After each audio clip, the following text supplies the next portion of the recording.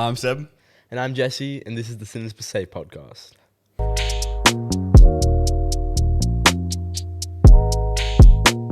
And today we're talking about how we called to live our relationships, lifestyles, and actions through a godly lens. And I had to look at my phone for that because that was a very long intro that Jesse came up with. But yeah, no, it's cool. Yeah, we've been feeling called lately to speak on how God has shown a way to live, your life as a Christian. And I feel like it can be really hard to remember that sometimes, especially when you've got so many people telling you should live life this way. And then to stay back onto, the way God wants you to live your life, the creator of all things wants you to live your life. It can be really hard to get out of that mess in your head and go back, okay, this is what God wants for me. Mm-hmm. Yeah. What would you say like a Christ-like lens is? A Christ-like lens? I mean, it's hard to explain because we never really will have it, but it's basically like, have you heard that saying, like, what would Jesus do? It's almost like that. It's like when you look at situations or even the way you look at life, you look at it not out of your perspective because we have human mind, earthly body, human mind, but it's out of perspective of what would Jesus do, And that can be sorted into so many areas, what we're going to speak about today, like relationships, friendships, routines, lifestyles, and it can go way, way more. That's very broad, but there's so many ways that we are called by God to live life, But yeah. All right. Well, I guess we get started on relationships. Yeah. We'll be talking about Jesse will be talking about relationships with girls. Yeah. I haven't had one of them before, so I'm gonna talk about just friendships, stuff like that. Yeah. Yeah. I cut that out. That was bum. What am I yapping about? So in like a terms of looking at relationships with friends and family and significant others, how would you do that in a lens of doing it from what Christ would do? Well, I feel like in the past, like, year or so, maybe a bit more, since I've been growing in my relationship with Jesus, I feel like God's constantly, I'm being challenged in my spirit to, I guess, in my reactions to what my mates do and how I act towards them and stuff like that, and my family and all that. So, I guess one of them being turning the other cheek. I think that's a really big thing that Jesus spoke about. And until Jesus spoke about that, I mean, it says in the Old Testament, like, eye for an eye, but then Jesus says eye for an eye. But I tell you, if your like neighbor takes your clothes or whatever, give him your whole wardrobe or something like that. So it's challenging. It's very challenging as a Christian to just not react in the same way that others treat you. But it's definitely been something that I've been challenged with and try to act Christ-like in that way, I guess. What about you? Yeah, I mean, with relationships, with friendships, I think there's been ups and downs where I made mistakes and I know I can be too much bannerish and I can do stupid things and stuff like that. But I know Trent's looking at me dead in the eyes right now if you can't see it. But I think the one thing I've learnt through that is, I don't know, to be accountable, and to not just make excuses and stuff. Like, when you make a mistake, just be honest to them. Like, there's no point just rambling and just continuing, a mess that can be cleaned up when you just decide to, be the bigger person. Yeah. But with a Christ-like lens, if you look at anything with relationships, Jesus was always like, he wasn't always quick to it. It's not always like, you have to be straight to the problem fixing, because that's what I'm always like. I'm a problem solver. So like when something goes wrong, I instantly have to fix the problem. But with that, instead of instantly fixing the problem, leading on to God, I don't remember the name of the verse, but it says don't lean on your own understanding, but lean on God. Trust in the Lord with all your heart and he'll make your path straight. Those verses is like, in those times where you feel like you have to solve all the problems of what's going on with friendships, family, absolutely anyone, it's better to just give the wheel over to Jesus take the wheel instead of me trying to yank it back at the way that I think it's gonna work. And I've done that all throughout high school and all throughout my relationships. I can see how I've instantly gone to problem solving, and that sometimes it works, but it's only temporary. And if it does not work, it keeps not working because I'm not trusting in God. The only way it'll prevail is when I'm trusting in what God wants for it. And sometimes it's not always going to be the way you want it to be either. Yeah. I think trusting in God when you have massive plans for yourself can be really tough. Yeah. And I was telling you earlier at school, but I've been one of our preachers, not one of our preachers, but somebody at church was preaching about like the joy and peace of Christ and stuff like that. Yeah. And I was praying that I would like receive it all throughout the week. And I kind of came to the realization that as I was in the Word, it was like, you're not going to receive joy and peace if you're not following what God's intended plan is for you. Like the only way possible on this earth that you're going to receive everlasting peace and joy is from following God's plan for you, and I guess accepting Him into your heart. And it's just hard because as a Christian, it's not just like a static relationship. It's like waves.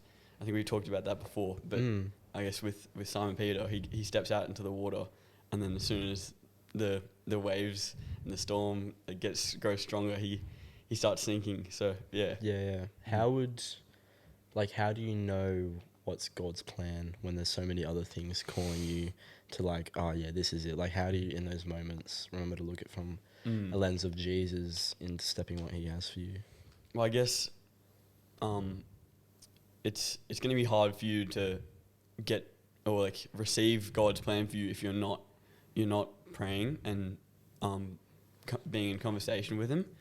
And a lot of the time, it's the stuff that God's plan for me is not what my plans are. It's like, I don't know, it can be pretty obvious because it's something that I wouldn't normally want to do, or like say public speaking or playing music. Like I have trouble like speaking in front of other people, but then when it's God's, I can feel like it's God's will for me. When I have the desire to do something like that I wouldn't normally. What about you? Yeah, I think I asked myself that question last year because obviously, I don't know if many people know, but me and Seb are in our last few months of high school. So it's at this point where, what are you going to do after school? Where is your life going to go? I remember when that all was happening, I was constantly like, well, I don't know. I was always like, I have what I want God's plan for me to be. Like, obviously, I've said before, I want to be a youth pastor and a drummer. And it can be really hard because sometimes you think God's calling you away, but sometimes you can just be going through trials and tests to keep sticking into that. And there can be so many different waves that come in. But I remember, like, ultimately, if God has a plan for you, you just got to trust the Lord with all your heart. Like, even if you got like the lowest marks all throughout year 12, even if you just did absolutely horribly and you didn't get it, the things that you wanted, that doesn't mean that you don't have a plan anymore. You're not defined by results and tests and marks and, you might get 99% or you might get 10%. It doesn't value who you are or make you any more important, or even it won't even take away the plan God has for you.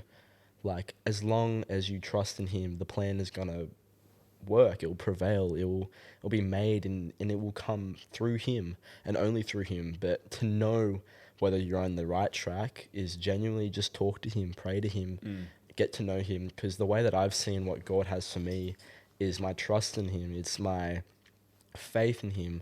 Like, stuff like that with like drumming. Drumming was a gift that I never thought I would have growing up. And then ministry was something that I never really cared about and never really liked because I didn't like speaking in front of people. But now I enjoy it a lot and I love it a lot. And only God can do that to someone. But for you, with relationships, moving it back to the topic with relationships, how can we remember the lens of Christ when going through conflicts in relations with family and friends? That's a really good question. For me, it's when I'm in conflict with other people, it's really easy to get carried away. And Definitely. I guess you can kind of deny what a Christ-like view would be when you're in conflict, because you want to justify yourself, and you want to I guess you want to be right. If you're in an argument, you want to be right. If you're, Of course. like, some of the hardest things to do is like apologizing or like accepting that you're wrong or you did the wrong thing. Yeah. So, for me, say if I have an argument with a family member or a mate, if I could tell myself, like, give myself a piece of advice, it'd definitely be, don't, like, be slow to speak and act. And I guess, also trying not to just let a conflict go without talking about it overnight or something like that, or over a long period of time, because that just makes it way worse. Yeah, definitely. So I think and also staying in the Word. When I'm in an argument, I start reading the Bible, and like, say I've done something wrong, but I don't want to admit it. It can be so like confronting when you get to a passage and it's just like, I guess an example would be, take the stick out of your own eye before you take the speck out of your brother's eye. Yeah. It's like you have to realize your own wrongdoing before you blame others or be hypocritical of others. So, yeah. What about you? How do you deal with conflict or just relationship in general? Yeah, I know with anger, I mean, it's not a sin to be angry. It's not a sin to be frustrated and annoyed. Like, you know, Jesus flipped the tables. Jesus got angry. Jesus experienced all emotions that a human can go through. But with that, it also speaks to be slow to anger, to love people, love your enemies. Like, you can be angry at someone. It doesn't mean you have to hate them. Neither does it mean you have to like them either. You don't have to like every single person. But you should always show love to people. And when you go through situations where there might be conflict between friends and family, the most important thing is to sit back and reevaluate. I know one thing, because I do counselling, the one thing my counsellor said is, before you make decisions, like, obviously this isn't biblical, but it's still good to, when you're going through a mindset, and it follows what God would do as well, or what Christ would do, is when you go into situations, before making decisions, because sometimes when we're angry and we're annoyed and we're sad, we jump quickly to decisions. We say things quickly because, you know, we're in this feeling of emotion where we're stuck and we want to just, you know, fight back.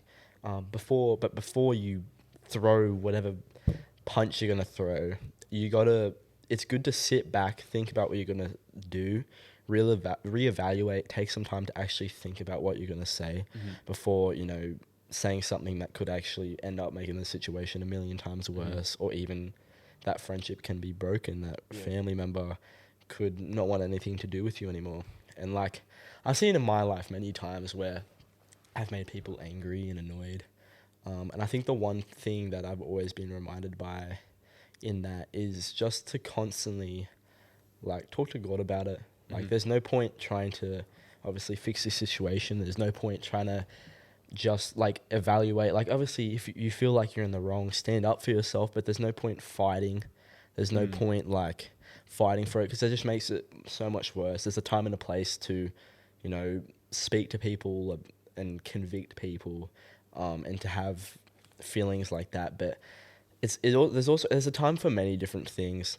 Like, you can see even the way Jesus went out with it. Like, the priest did so many wrong things before he threw the tables. Like, he had a lot of patience. That's the one thing that I've always struggled with, is patience in so many different ways. You have to have patience in any relationship, whether that's family, friend, spouse, anything.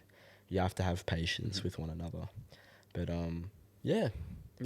I was just thinking, like, Jesus is, you're saying Jesus is so patient, and I was thinking of is it Peter who cuts off the the ear, and it's just, as you were saying before, you have to step back and reevaluate, because if he did just start killing all the people who tried to come and capture Jesus, then it wouldn't be really much of a sacrificial story, would it? Yeah, definitely. So Yeah, like, and that's a perfect example. Like, you never, because with Simon Peter in that moment, his first thing was like, this is happening, I'm gonna fight back. And then there's something that Jesus said, but I can't remember, but it's something that's really important. I'm gonna find is it it real those quick. who live by the sword die by the Yep. sword? Yeah. And that's basically saying, like, if you throw anger and if you throw hatred and you throw, this, it's just gonna come right back at you. If you throw, I don't know, hatred or bullying against someone, it's just gonna come back at you. Yeah. And it's always gonna fight back. But even then, as Christians, like, we are called to, when it does happen, do as what you would want people to do. Bro, I've got that on my phone right in front of me right now. Matthew 7 verse 12. So whatever you wish that others would do to you, do also to them, for this is the law and the prophets. Yeah. Like, in those moments, it is hard to pull yourself out of it, but it's better to think of what Jesus would do in those situations than immediately throw the stone, because it's just going to come back at you. It's not going to fix a situation by fighting. No fight has ever made a situation any better. No. Like, you look at boxers nowadays, they do one fight and then they do a rematch over and over and over again because they constantly want to prove each other wrong. It doesn't make anything. It constantly will make the situation, get worse. And things like that is constantly happening in this day and age. There's a verse I'm trying to find, and you sent it to me yesterday. Something about a plank in your eye. Oh, that I put on the group chat? Yeah. It was a long time ago. Anyway. In Luke chapter 6, verse 41, it says, "Why do you look at the speck of sawdust in your brother's eye and pay no attention to the plank in your own eye?" Like, in those times of anger, yes, you can be quick to be like, oh, you've done this and this and this. But, we're no better than each other. We all make the same mistakes. We're all sinful people. And then there is a time and a place to call people out and to convict people. But it should never be out of anger and out of hatred. It should honestly be out of love. And if you're trying to convict someone out of, trying to prove you're right, trying to prove that, you're doing the right thing, then just makes it so much worse. It just makes it what it should have ever come. And I reckon a lot of the time we do have a plank in our own eyes. Yeah, most of the time. It's, I guess, before you even bring something up that's like faulted in someone else, I try to always remember that verse, because the last thing I want to do is talk about something that someone's done wrong when I'm doing it maybe even way worse than them, or even doing it slightly. It's just like hypocritical in general. Definitely, yeah. Because it can be hard to understand sometimes in the Bible where they're like, don't be a hypocrite, but also call people out. But when you're calling people out, you are being a hypocrite. But I think it's the way you do it. It always has to be out of love. If you're doing it out of, it always has to be out of love. If you're doing it out of any other reason, you're not doing it for the right reasons. Yeah. I want to ask you one final question on relationships. Actually, it might be better for me to answer this one. But actually, I'll ask you first. How do you think we can look at relationships out of love, from a Christ-like lens? We say like out of love, like spouse. Well, I reckon I'll ask you that question. Yeah, go ahead. Yeah, I have a verse for this. It is in. Let me find it. It is in. While you look for it, I'll just say, I think always God should be the center of the relationship. I think he should be the biggest part of the relationship as well. I don't think anything in your relationship with your spouse I think as soon as your spouse is greater than God, get out of there, man. Yeah. Well, not get out of there, but fix it. Lean back on God.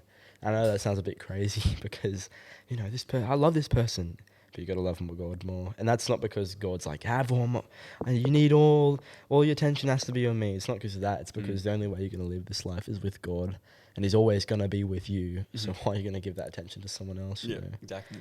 It says in 1 Corinthians chapter 13, verse Ooh. 4 to 8, it says, "Love is patient, love is kind. It does not envy, it does not boast. It is not proud, it does not dishonor others. It is not self-seeking, it is not easily angered. It keeps no record of wrongdoings. Love does not delight in evil, but rejoices with the truth. It always protects, always trusts, always hopes, always perseveres. Love never fails. But where there are prophecies, they will cease. Where there are tongues, they will be stilled. Where there is knowledge, it will pass away." So this is, if you're ever looking in a relationship and you want to be with someone, or you're in a relationship now, the first thing you have to ask is if you're following these things. And I know I've seen online a lot of people like get that word love and replace it with you and your partner's name, or even yourself as well. Like if I said Jesse is patient, Jesse is kind, Jesse does not envy, Jesse does not boast, I can already see things I'm working on in that, and I need to work on, because obviously I'm not patient, and I'm not always kind, and I don't always not envy and those sort of things. It's not only a way of relationship, it's a way of life. We are called to love, and love is all those things. And it's really important in verse 8, it says love never fails. And I've seen so many times, if love failed, then just know it wasn't love, because the love that God gives for a relationship never fails. It never gets divorced. It never parts away. It is always going. It's always continuing, because it's built on God. You can only have a love that never fails when it's built on a foundation of God. So if it does fail, just know it was never love. And I know that can be really hard to think sometimes, because, oh my goodness, I was in a sick relationship, and then it doesn't mean anything. It doesn't not mean anything. It just means God's taught you something. And in most cases, it's lust, and that's really hard, because lust is almost like an identity thief of what love is. It like takes the identity of what is love, but it's really just feeding the desires of your flesh. You can see that in anything, like the agenda for any sort of things in a relationship nowadays can be like, oh yeah, that's couple goals, man, that's love, but really a lot of it is just lust. And it's not. Sorry, I don't mean to interrupt. No, it's all good. I feel like lust is more of an idol than love is as well. Yeah, definitely. I feel like if you're lusting for something, I feel like it's so much easier to put as an idol or as your god over love. I guess love could be a healthier like God to have, but you still want God to be first, right? Yeah, it's so good to be in a relationship. It's so much fun. But if it takes the role of God, it's not safe. And that doesn't mean you have to run away from the relationship. You can't be in it anymore. It just means you need to prioritize God, you know. And God should always be in your relationship. It should always be the foundation of a relationship. If a relationship doesn't have God, it's not a healthy relationship. Neither is it a godly relationship. Neither is it a relationship that worships God and sees love from Christ's lens. Have you got a verse there? Well, it's gonna kind of segue into lifestyle. But I'm happy definitely. if you want to keep talking about. I mean, I'll finish up with just saying, like, there's going to be many times where in life we think that we're experiencing love and we're experiencing like what God has gifted us. But God will gift you love when you're ready, and God will gift you love when it's the right person that he wants you to live the rest of your life with. And sometimes people will come that might even be from the devil, and sometimes people will come that are used to help create the person you are for God. But in all things, God is always there. You know, I think the one thing that I really want to say to people, the viewers, is I remember when I've had so many different situations with relationships, and the one thing God has always shown me is, I remember I had this vision once of a campfire. And this isn't just for relationships, this is for anything. And it was me and God sitting by a campfire. And when people would come to the campfire, whether it was friends, whether it's, well, family was always there, but when friends and people that I saw as options for a relationship would come, the fire would change. So sometimes, and the fire would be based on the passion for God, like the passion you still have for God. Yeah. And sometimes people will come that will lower the fire, you know, it will turn more into smoke, and you might have to refire it, or turn into ember, and it'll start losing the heat it once had. or sometimes it will lose control and completely lose track of God and turn to something completely different that you thought was from God, but it wasn't. Yeah. It was infected with something else, and now it's starting a big bushfire. But the people you want in your life, the people that come to the campfire and make it big as anything, but still still and still stable because it's built on God. Yeah. Yeah. Oh, that's sick. Yeah. Awesome. I think before you were saying, when you were saying, like, talking about love, and you said, I think love doesn't boast. And I think it's a very good segue for my verse. It's 2 Corinthians, verse 12.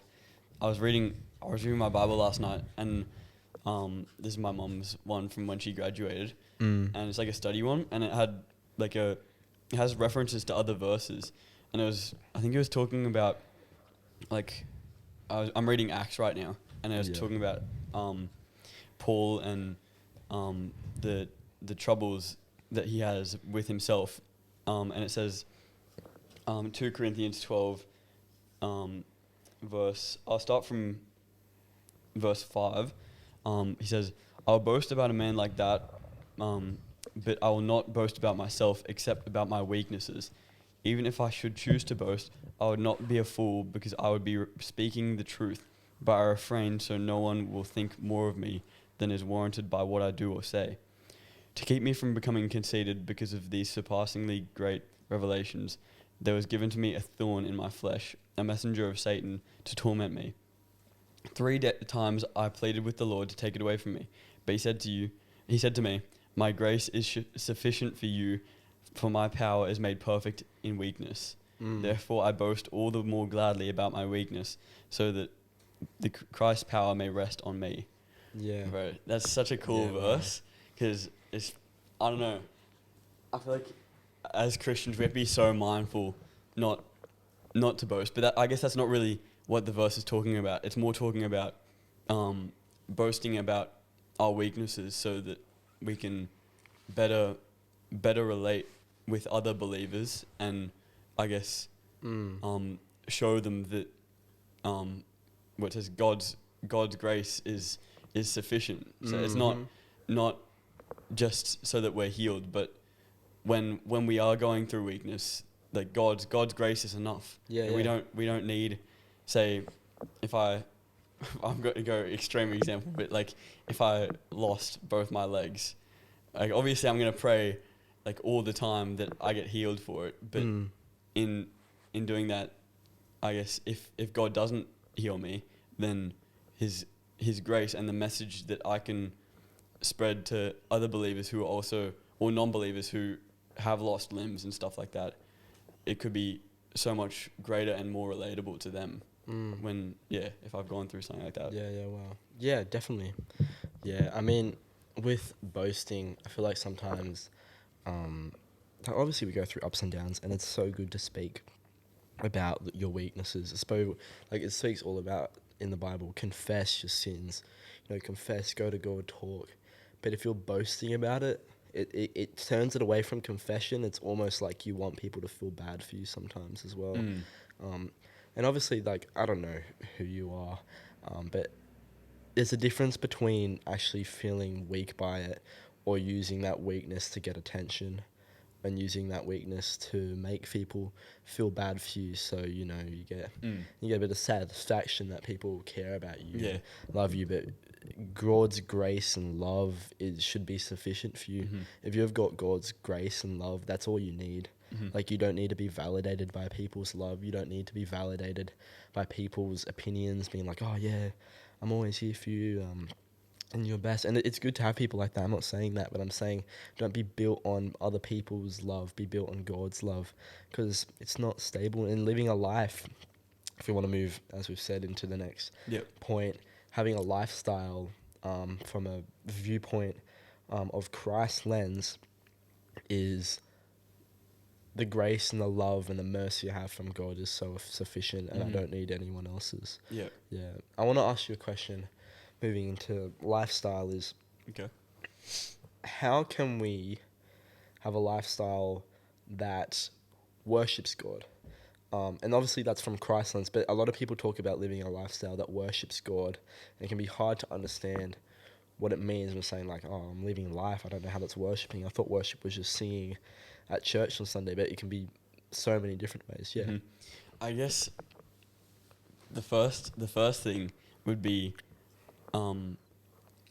first accepting him into your life, obviously, but then in order to worship him in your life, and not that being physical worship, as you said, Yeah. I guess it would be kind of like through your actions, I guess you're a light to others, but not like you're the light, but you're reflecting God's light. And Yeah. through that Yeah. I know you get a verse for that as well. Yeah. It's a really good verse. Yeah, in Matthew 5, verse 16, it says, "In the same way, let your light shine before others, so they may see your good works and give glory to the Father who is in heaven." Mm-hmm. So basically, it's saying, like, we are called to show who God and what He's working in us to other people. We shouldn't just be like, "Oh, yeah, I'm Christian, I'm just going to chill here now." Like, He's called us to, go do missions, go work for His name, go and praise people, go be kind to people, love people. But don't do it out of satisfaction that people are going to love you. Don't do it because it's of God. Be like a magnifying glass. So they see you and it's not pointed to you. It magnifies onto what God has done in your life. You magnify all things to God. Be the light, Mm-hmm. Because so many people need that light more than you need. If you are just the one light in your school that shows an active vision of what God is, people will find God, because the way that God calls us to live is so different to the way that the world has called us to live. And just being a light, being something that completely follows everything that the world isn't, people will recognize you. Mm-hmm. And it's not something that's a bad thing. It's a light that shines and attracts people. Look at bugs, mosquitoes, and stuff like that. They're attracted to light. I know that's a really bad analogy, but be the light that attracts people. But don't attract them to you. Attract them to God. Live your life and show an active way that God is in you, and that's a way of living life through Christ's lens, because you're actually working to be the light, almost like Jesus. Obviously, we're not perfect, but we can be like Jesus by being the light of who Jesus is. Mm-hmm. Yeah. Well, I guess it also, I don't know if that's the same one I'm thinking of, but then I think later it also talks about how it kind of relates the light to salt. I don't know if you've heard that one, but like if the salt loses its saltiness, then it's pretty much salt without saltiness is just dust, right? Yeah. So I guess as humans, the saltiness is God. So if we don't have the saltiness, then what do we have? Yeah. The cars, the money, the clothes, the houses. There's nothing.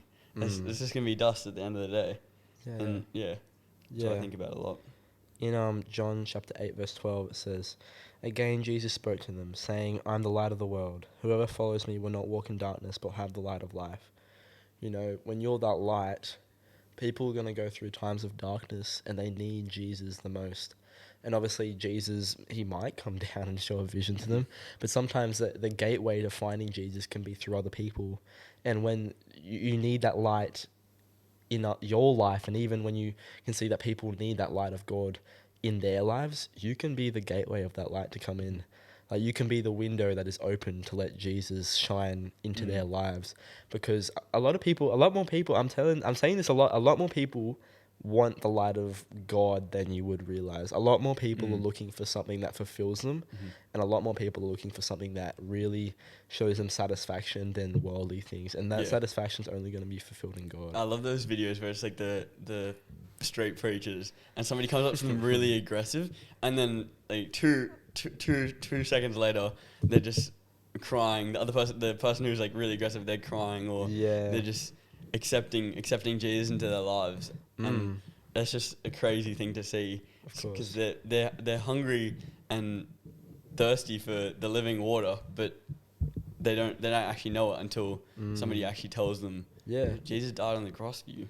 So, because when you show that light, like, people will draw near, people will see it, people will be like, that's different to what everyone else is doing.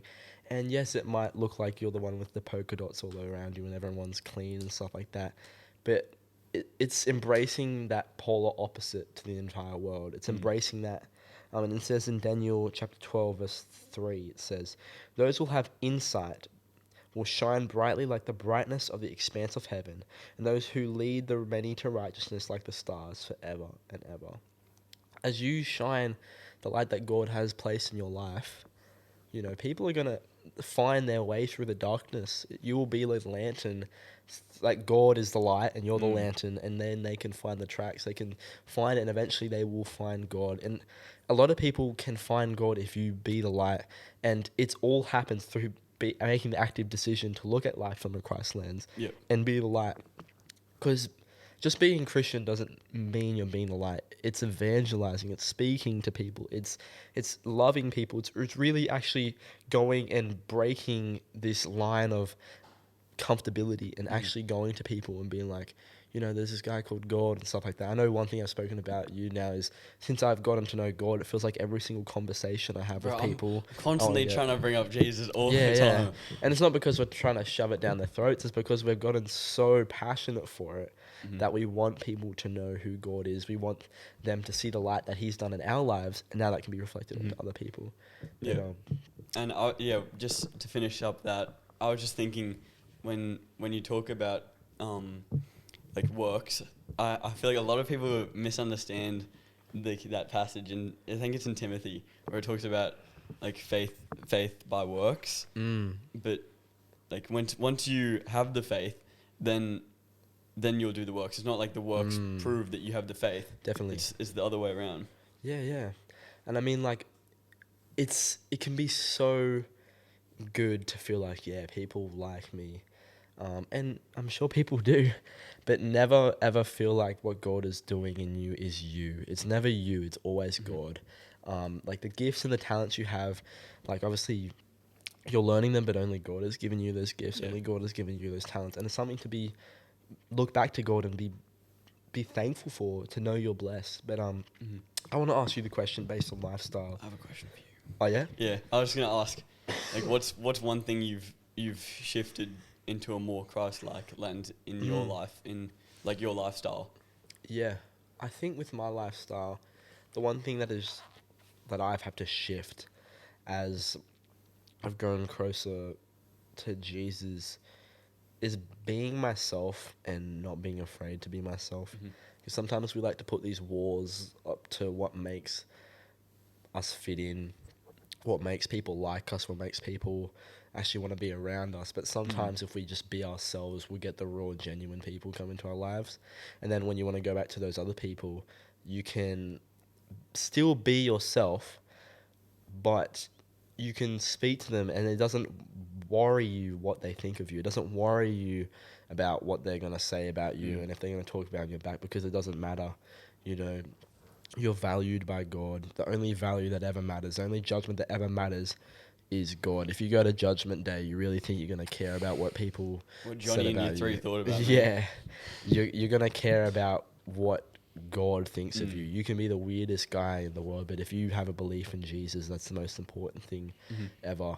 Like, look at John the Baptist. Bro used to went in the wilderness and ate bees and random stuff and was an absolute off his head bloke, but he believed in Jesus, and that was the most important thing. Everyone thought he was an absolute weirdo, but it didn't matter to him. The only judgment he had to care about was Jesus, and if Jesus said, I don't care what you look like, you're made in my image and I love you, that's all that matters. Like with Saul, bro, his whole life was being part of the Pharisees. He was a Pharisee himself, so, and then he rejects that to go follow what the Pharisees most hate and like most despise. So all the people that he would have previously known and been friends with, suddenly he's following the exact opposite thing, which they like hate so much. Definitely. Yeah. I wanted to ask you the question with lifestyle is, how can we continue to have that lifestyle from a Christ lens when every single person around us isn't living that? Whether that's in school, whether that's like your mates, your friend groups, and those sort of things. How can we pull back onto the lifestyle God has called us to? Well, it's been difficult for me to answer that because I go to a Christian school. I go to youth group. I go to church. The really only place which I'll use as an example, would be work. Mm-hmm. And obviously you're still at work, so I've got you to talk about Jesus about all the time. But I guess at work, me and Jesse work at like a landscaping place, landscape supply place. Yeah. And it can be, there's not some of the nicest stuff said there sometimes. And people, there can be gossip, there can be blah, blah, blah. Even from us as well. Yeah, I'm not, it's, we do the exact same thing. Mm-hmm. And I'm not just bagging out my workplace, like it's a great workplace, but there's just stuff that happens in every environment. So that's just my example. But I guess when I hear, and gossip can be really hard to avoid, and you can do it innocently and not realize that you're doing it, and that's something that I struggle with all the time. If I'm talking to someone and then they start talking about someone else, it's hard to I guess first tell if it's gossip or not, and then also try to steer the conversation away from gossip, and that can be a really hard thing to do. Because you don't want to just shut them down, but you don't want to talk trash about people behind their backs. Course. And then also, I guess being kind is something that I generally struggle with when there's people that aren't so kind to me. So it's just if you, as we said before, if you respond with the same intent or same like unkindness that they're giving you, then you're the same person as them, right? So I think the way I've seen my own life has been, I've been in friend groups where, they don't always want to do the correct or the right thing to do. And I think it's not as hard as people think afterwards. Like in the moment, it can be really, really hard. But then when you take a step back and you're like, I don't even have to be here right now. Like I can just move away from this. Like if you're in a friend group and they're doing something stupid, just walk away. If they're doing something that isn't what God has taught you, you don't have to be part of that. But also look at them and be like, is this the people God actually wants me to be with as well? And don't completely block them off. That's what a lot of people do. That's not actually what God has called us to do. But, find people that are going to build you up, and then also be with them, and then tell them about Jesus, tell them about these things. I'd rather tell my mates that don't want nothing to do about Jesus and actually try to see if they want anything to do with him, than then be like, why do you say nothing to me about it on Judgment Day? And now they're at their last chance, and I've just hidden it to myself. And it's quite hard because, yes, they might hate Jesus, but I can tell you right now, if they're at the gates of hell and heaven, they're going to want to go to Jesus. And right now they might not see that, and it can be really hard to understand. But in those moments, speak the word of God. Obviously it's their decision, you can't change their decision, and don't be annoying and pressureful. I don't think that's a word. And don't be super on like, oh yeah, keep doing this and keep doing that. Just take your time, be patient. Like, yes, you might be sometimes thinking like, oh yeah, I'm just inviting people to church and stuff, but it can be jarring to people, and it actually pushes people further away from God than brings them in. But when you're wanting to bring people to God, talk to them about it, and don't keep it a secret. But also with those, tell them, don't just hide it away. I think before you were saying not to walk away, but I think also sometimes you do have to walk away. And recognizing that can be hard, especially when you see, like, I don't think Jesus never walks away from the Pharisees, right? They're constantly hating against him, and he almost always answers their questions and stuff like that. And he always, he eats dinner with the worst of the worst. But as we see with Saul, he has to walk away from the Pharisees sometimes, because he's not perfect like Jesus, right? So I think there's there are times and places where we shouldn't walk away as Christians, but then also if you feel like God's telling you to actually take a step back, and that's like the only option that you have, then it's not always that you can't walk away. Yeah. So to summarize living life from a Christ-like lens, how would you say, to max it all out, like a final statement that covers, actions, friendships, relationships, lifestyle, routines, everything? What would be everything? Like? Yeah. Just the one simplify everything. Whole answer in the whole universe. I'd go with I don't even know. What would you say? But I'm gonna be honest, I don't really know either. Right. No. I think. The answer is God. Oh, Yeah. Trent said the answer is God. Yeah. It doesn't have to be complicated. Yeah. Yeah. I think to live more like Christ is honestly to get to know Him first. Like the only way you can be influenced by someone is by knowing them. So if you want to be influenced by God, you want to live more like God, you got to know them. You got to have a relationship with Him. You got to build on that relationship. You got to actually have that friendship with Him, and then it will move into your life just like anything. When you want to be more like someone, you're influenced by them because they're in your life. And everyone knows who they're influenced by, and let that be a good person as well. Let that be God as well. Let that be the main influence of your life. But yeah, like to wrap things up and to be an encouragement to the viewers and stuff, what would you say to them going into life, into next weeks, to live life from a Christ-like lens? What would you say? I'd say pursue God and Jesus with all your heart. That's the only way you're gonna find joy, find So peace, find all that. The world is gonna give you nothing. So as long as you just remember that and try to seek Him out with all your heart, you can't go wrong. Yeah. So good. I don't remember who prayed last time as we wrap things up, but I'm happy to pray. You would I'm like happy to if pray? you want to pray. you can pray. Also, Jesse and I are gonna try, because this is a bit of a serious topic today, but we'll see if we can do some bit less weighty Less. topic. Yeah. Less exactly. those topics, make it more fun, make it more enjoyable. Yep. Not because we're not fun and enjoyable people, just because, Just he's not. Oh, wow, that's kind of crazy. No, I'm kidding. You're my boy. I'm like a clown, man. That was like the worst compliment for myself ever. That's like 10 times worse. Anyways. Thank you God for this day. Thank you that we're able to come together and just speak about you, speak about our experiences with you.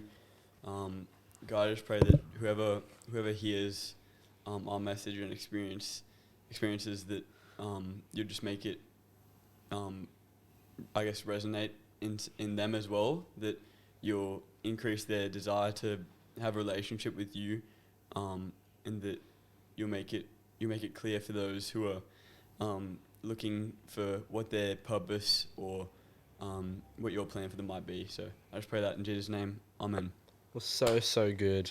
Well, we're so grateful that you guys came for episode 6. And oh my days. What are you doing, Trent? You have no story, bro. I told you this, man. I said this. That's right. We'll just cut out the... Is the audio playing? Huh? Yeah, the audio. Well, have an amazing week. Guys, we just found out that we lost all the footage because my phone has no storage. Have an amazing week. We'll see you guys later. Why isn't the audio working? See you guys later. Bye.